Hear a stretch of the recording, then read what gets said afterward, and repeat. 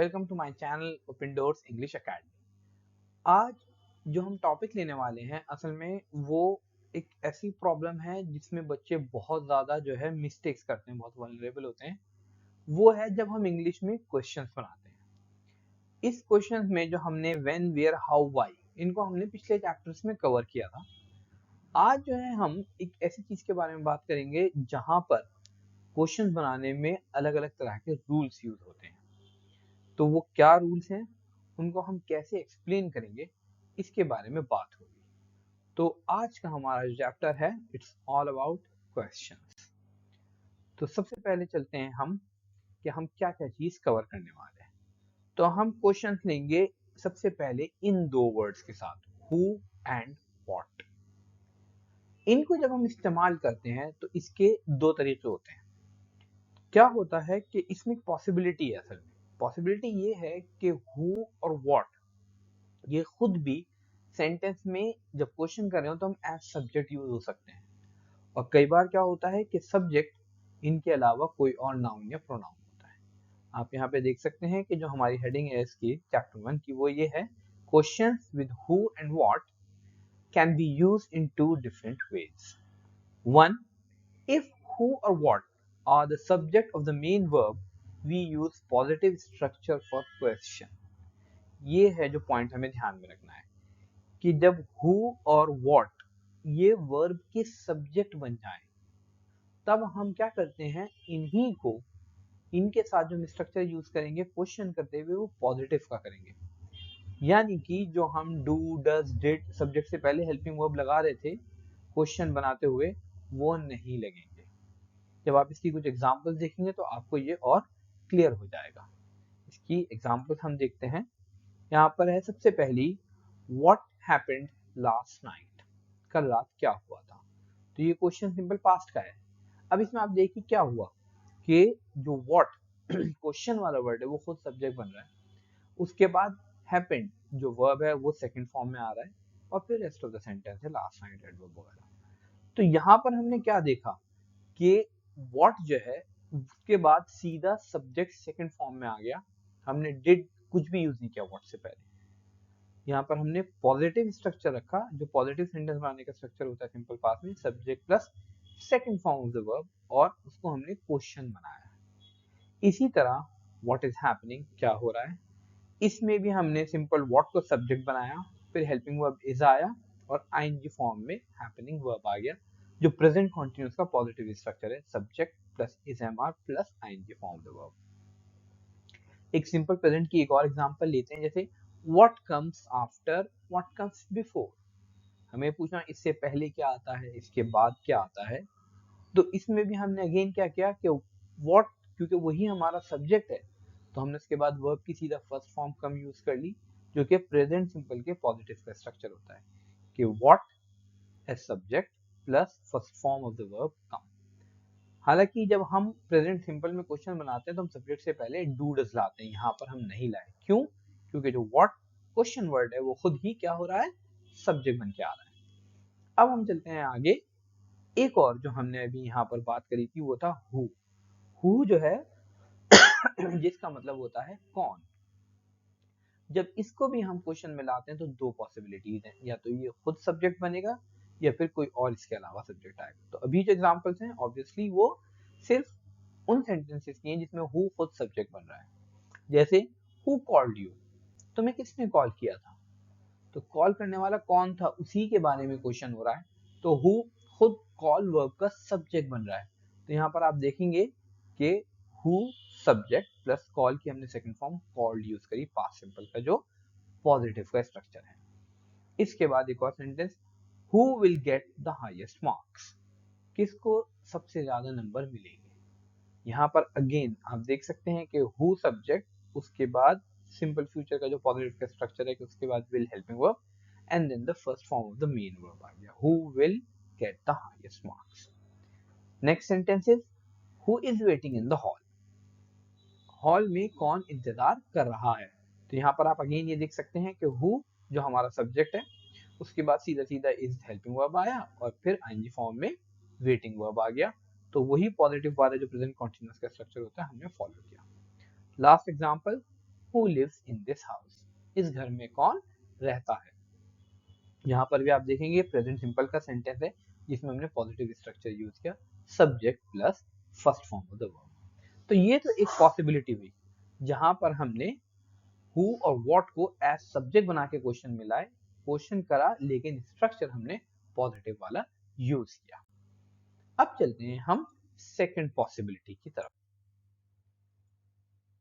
यहां पर हम बात करेंगे जब क्वेश्चन में हु और व्हाट सब्जेक्ट ना बने बल्कि सब्जेक्ट जो है वो कोई और नाउन या प्रोनाउन आए। जैसे कि आप देख सकते हैं questions with who and what can be used in two different ways. So now we are moving on to the second way, how it can be used in another way. The explanation is if the subject of the main verb is some other noun or pronoun instead of who or what. Who or what के बजाय subject कोई और noun या pronoun he she it हो, in that case we use question structure like using do, does, did, etc. as helping verb. यानी जो एक structure हमने पहले पढ़ा था कि प्रेजेंट सिंपल पास्ट सिंपल में हम सब्जेक्ट से पहले डू या डज हेल्पिंग वर्ब लगाते हैं या डिड हेल्पिंग वर्ब लगाते हैं, प्रेजेंट कॉन्टिन्यूस में इज एम आर सब्जेक्ट से पहले आता है हेल्पिंग वर्ब, वो वाला स्ट्रक्चर फॉलो होगा। होपफुली एग्जांपल से ये और क्लियर हो जाएगा। जैसे हमारी पहली एग्जांपल है व्हाट डिड यू बाय, तुमने क्या खरीदा था। तो इस सेंटेंस में आप ये देख सकते हैं कि हमने यहाँ पर जो बाई वर्ब है उसका सब्जेक्ट व्हाट नहीं है बल्कि यू है। तो जब यू यानी व्हाट के अलावा कोई और सब्जेक्ट बन गया तो हमने डिड हेल्पिंग वर्ब को सब्जेक्ट यू से पहले लगाया और सेंटेंस कैसे बना, व्हाट डिड यू बाय, तुमने क्या खरीदा था। इसी तरह नेक्स्ट एग्जांपल प्रेजेंट सिंपल की है, what does she do on weekends, वो वीकेंड्स पर क्या करती है। यहाँ पर हमारा डू वर्ब है और उस वर्ब का सब्जेक्ट व्हाट नहीं है बल्कि शी है। तो अगेन प्रेजेंट सिंपल में क्योंकि as helping verb do does आते हैं सब्जेक्ट से पहले, तो आप यहाँ देख सकते हैं कि हमने व्हाट के बाद डज हेल्पिंग वर्ब लाए फिर सब्जेक्ट लाए she. Third example what were they eating, वो क्या खा रहे थे। तो यहाँ पर जो दे सब्जेक्ट है उससे पहले हम वर हेल्पिंग वर्ब लाए, क्वेश्चन वाला स्ट्रक्चर हमने फॉलो किया। इसी तरह जब हु वो खुद सब्जेक्ट ना बने बल्कि सब्जेक्ट कोई और हो तो उसमें भी यही सेम रूल फॉलो होगा। आप देख सकते हैं यहाँ पे जैसे हु डिड यू कॉल, तुमने किसे कॉल किया था। तो यहाँ पर क्या हुआ कि हु जो है वो खुद सब्जेक्ट नहीं बन रहा है बल्कि अगेन सब्जेक्ट जो है वो वर्ब का डिड है, यानी डिड सॉरी सब्जेक्ट वर्ब का यू है और कॉल उसका वर्ब है।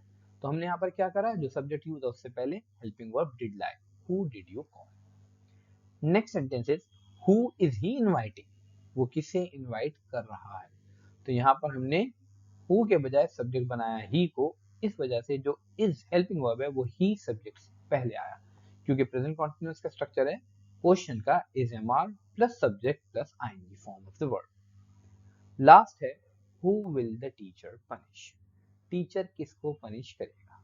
तो यहाँ पर फ्यूचर में हमने विल जो हेल्पिंग वर्ब था वो सब्जेक्ट टीचर से पहले लगाया और जो हु था वो हमारे यहाँ पर सब्जेक्ट नहीं है, प्रैक्टिकली वो ऑब्जेक्ट है, लेकिन उस कॉम्प्लेक्सिटी में भी हम नहीं जाएंगे कि वो ऑब्जेक्ट कैसे बन गया।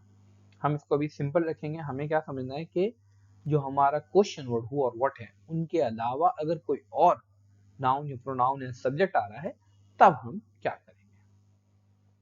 अब हम इसमें एक और क्वेश्चन वर्ड ऐड करेंगे, वो है विच। विच से जब हम क्वेश्चन करते हैं, विच का मतलब होता है जनरली हिंदी में सिंपल लैंग्वेज में कौन सा। तो जब हम विच को एज क्वेश्चन यूज करते हैं तो इसके साथ क्या होता है ना कि अकेला नहीं आता है, बल्कि इसमें हमें जनरली इसके साथ एक नाउन ऐड होता है जिसके बारे में हम पूछ रहे हैं। जैसे विच बॉय कौन सा बच्चा, विच बुक कौन सी किताब, विच हाउस कौन सा घर, विच हॉस्पिटल कौन सा हॉस्पिटल। तो वो एज इट इज पूरा स्टार्टिंग में आएगा, जो नाउन आ रहा है वो विच के साथ लग के सेंटेंस के शुरू में आएगा क्वेश्चन में। तो यहाँ पर हम एक बार एक्सप्लेनेशन देख लेते हैं। Which plus noun is also used in the same way, where the noun followed by which can either be the subject of the main verb or some other noun, or pronoun can come as the subject. तो जो which के साथ आने वाला noun है वो भी इस्तेमाल होता है इसी तरह, यानी जैसे पीछे दो रूल हो और what के हुए उनकी तरह वो नाउन भी यूज होता है जहां पर द नाउन फॉलोड बाय विच, यानी वो नाउन जो विच के बाद आ रहा है, can either be the subject, या तो वो खुद सब्जेक्ट बनेगा ऑफ द मेन वर्ब का, और सम अदर नाउन और प्रोनाउन, या वो जो विच के साथ नाउन आ रहा है उसके अलावा कोई और नाउन या प्रोनाउन को हम मेन वर्ब की तरह सब्जेक्ट की तरह यूज करेंगे और वो वर्ब के साथ आएंगे। तो वहां पर दोनों सिचुएशंस में, यानी अगर विच के साथ आने वाला नाउन वो खुद सब्जेक्ट बनेगा तो पॉजिटिव वाला स्ट्रक्चर यूज होगा, और अगर जो नाउन आ रहा है सब्जेक्ट बनकर वो विच के साथ आने वाला नहीं है तो हम क्वेश्चन वाला स्ट्रक्चर यूज करेंगे। Let's hope it gets clear with the examples. The noun followed by which used as the subject of the main verb. यहाँ पर हम उन एग्जांपल्स की बात करेंगे जहां पर वो नाउन जो विच के साथ आ रहा है वो खुद ही सब्जेक्ट भी बन रहा है वर्ब का। Which train leaves at 8 o'clock? कौन सी ट्रेन 8 बजे जाती है? तो यहाँ पर आप देख सकते हैं कि which ट्रेन में जो ट्रेन which के साथ आने वाला नाउन है, कौन सी ट्रेन, वही लीव वर्ब का सब्जेक्ट भी है। इसी तरह which boy took my pen? किस लड़के ने मेरा पेन लिया था? तो इन दोनों एग्जांपल्स में आप देख सकते हैं ऊपर हमने प्रेजेंट सिंपल का सेंटेंस लिया जिसमें हमने ट्रेन जो सब्जेक्ट है उसके बाद सीधा सीधा वर्ब की फर्स्ट फॉर्म लाए, जो कि पॉजिटिव का स्ट्रक्चर होता है प्रेजेंट सिंपल में, subject plus first form of the verb, कोई हेल्पिंग वर्ब ऐड नहीं किया। तो इससे हमें पता चलता है कि ये प्रेजेंट सिंपल में क्वेश्चन है लेकिन स्ट्रक्चर पॉजिटिव वाला है। क्यों? क्योंकि विच के साथ नाउन आ रहा है ट्रेन, वही सब्जेक्ट भी बन रहा है वर्ब लीव का। इसी तरह सिंपल पास्ट की एग्जांपल हुई विच बॉय टुक माय पेन, किस लड़के ने मेरा पेन लिया था। तो यहाँ जो टुक वर्ब है उसे हमने सेकंड फॉर्म में यूज किया। क्यों? क्योंकि इसका सब्जेक्ट वो बॉय बन रहा है जो विच के साथ आ रहा है। Last example, which subject is most difficult, कौन सा सब्जेक्ट सबसे ज्यादा डिफिकल्ट है। इसमें भी आप देखेंगे क्या हो रहा है कि विच सब्जेक्ट में जो ये नाउन है सब्जेक्ट, यही इस वर्ब के साथ आ रहा है सब्जेक्ट, तो हमने वहां पर पॉजिटिव वाला स्ट्रक्चर यूज किया। अब हम आगे चलेंगे जब विच के साथ आने वाला नाउन जो है वो सब्जेक्ट ना हो बल्कि कोई और नाउन या प्रोनाउन है। इसकी एग्जांपल देखते हैं हम। The noun followed by which not used as a subject of the main verb, यानी वो सिचुएशन जहां पर विच के साथ आने वाला नाउन सब्जेक्ट नहीं बनता। जैसे which book did you read, तुमने कौन सी किताब पढ़ी थी। तो यहाँ पे विच के साथ जो नाउन आ रहा है बुक, वो सब्जेक्ट नहीं है रीड वर्ब का, बल्कि रीड वर्ब का सब्जेक्ट कौन है, यू। तो यहाँ पर हमने क्या करा, अब डिड लगाया। पीछे एग्जांपल जब हम बोलता विच बॉय टुक माय पेन, तो वहां पे टुक का सब्जेक्ट खुद बॉय था जो विच के साथ आ रहा था, तो हमने डिड नहीं लगाया। यहाँ पर क्या हुआ कि विच बुक के साथ जो ये बुक नाउन है ये खुद सब्जेक्ट नहीं है बल्कि यू है। इसी तरह विच फोन डज ही यूज, वो कौन सा फोन यूज करता है। अगेन यहाँ पर जो यूज वर्ब है उसका सब्जेक्ट प्रोनाउन ही है, विच के साथ आने वाला नाउन फोन वो उसका सब्जेक्ट नहीं बन रहा है। तब हमने यहाँ पे क्वेश्चन का स्ट्रक्चर यूज किया और सब्जेक्ट से पहले डज लगाया, यानी ही से पहले डज हेल्पिंग वर्ब आया, जो कि एक क्वेश्चन के स्ट्रक्चर का तरीका है। Last sentence, which bike will he buy, वो कौन सी बाइक खरीदेगा। यहाँ पर भी वही हमने अगेन सेम रूल फॉलो किया कि हमने जब ही जो सब्जेक्ट है उससे पहले विल हेल्पिंग वर्ब लगा के क्वेश्चन वाला स्ट्रक्चर यूज किया, क्योंकि विच के साथ आने वाला नाउन जो बाइक है वो सब्जेक्ट नहीं बन रहा है वर्ब बाय का।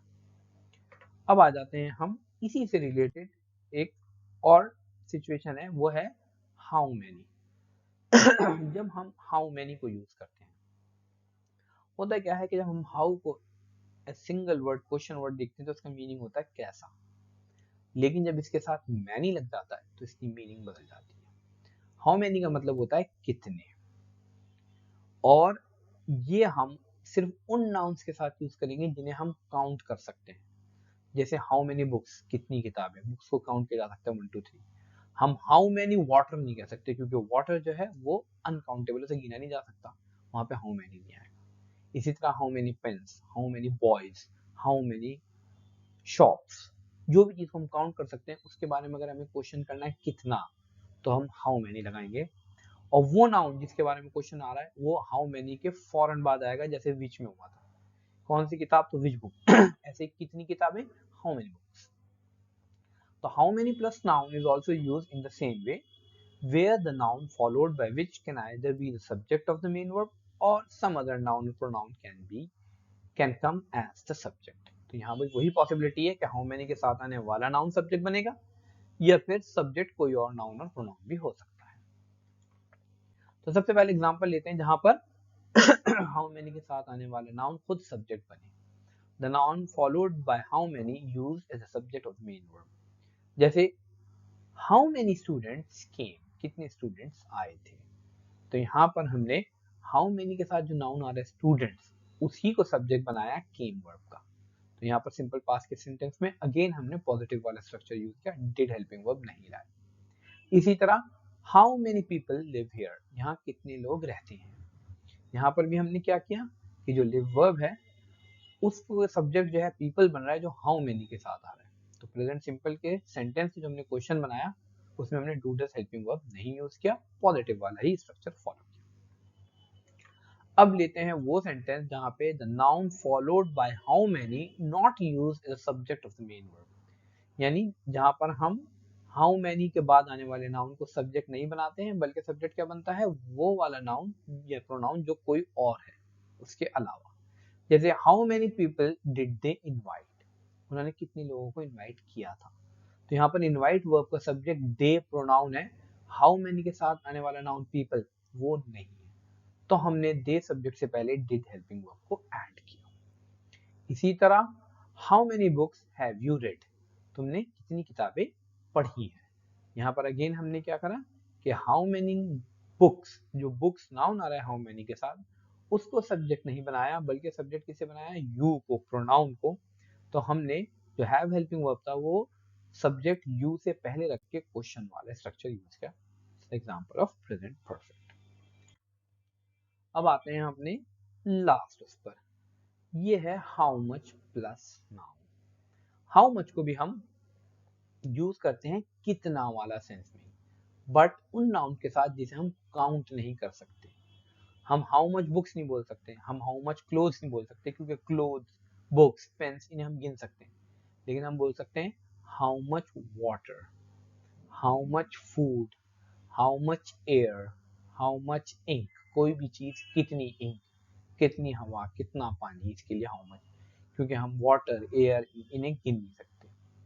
एक वर्ड ऐसा है जिसके साथ मच आता है, जिसको हम प्रैक्टिकली देखें तो ऐसा लगेगा आपको गिन सकते हैं, लेकिन वो इंग्लिश में अनकाउंटेबल है, दैट इज मनी। तो मनी, कितने पैसे हमें बोलना हो तो कभी भी हम हाउ मेनी मनी नहीं बोलते। Money is countable in a way, but the money word in itself is not countable. उसके साथ हम हाउ मच ही लगाते हैं, हाउ मच मनी।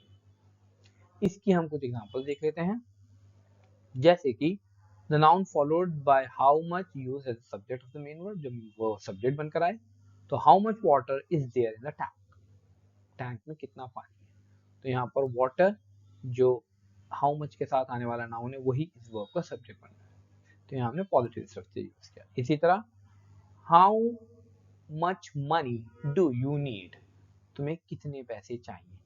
तो यहाँ पर अगेन हमने क्या देखा कि यहाँ इसमें एग्जांपल में सिचुएशन बदल गई कि जो सब्जेक्ट है वो यू बन रहा है, मनी नहीं बन रहा जो हाउ मच के साथ आ रहा है।